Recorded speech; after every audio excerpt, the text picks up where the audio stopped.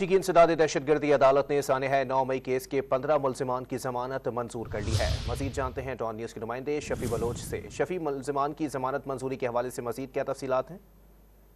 हाँ जी, आज दौरान समाअत जो है वो मुल्जिमान के वकील ने अदालत में बताया कि इनके मुवक्किल जो है वो बेगुनाह है। उनका जो है वो इस जलाओ गिराव में एहतजाज में उनका कोई किरदार नहीं है। जबकि दूसरी जानिब जो है वो इस्तगासा की जानिब से जो है वो इन दरख्वास्तों की मुखालफत की गई और अदालत को बताया गया कि ये जो है वो पीटीआई के कारकुनान हैं और अपनी पार्टी क़यादत के इश्तिहार दिलाने पर ये लोग जो है वो सड़कों पर निकले, शदीद एहतजाज किया और इसी दौरान उन्होंने जो है वो सरकारी और निजी इमलाक को भी नुकसान पहुंचाया।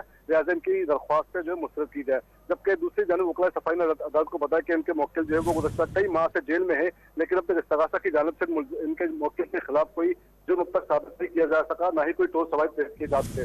अदालत ने इस्तगासा का मौक़िफ़ जो मुस्तरद करते हुए इन मुल्जिमान की जो है वो दरख्वास्त जमानत 1 लाख रुपए के मसलके पर जो है वो मंजूर कर ली है और इन मुल्जिमान की तादाद जो है वो 15 है। और जबकि दूसरी जानिब अदालत ने हुक्म जारी किया कि अगर ये मुल्जिमान किसी और मुकदमे में नामजद नहीं है तो इन्हें रिहा किया जाए। जी, बहुत शुक्रिया शफी बलोच अपडेट करने के लिए।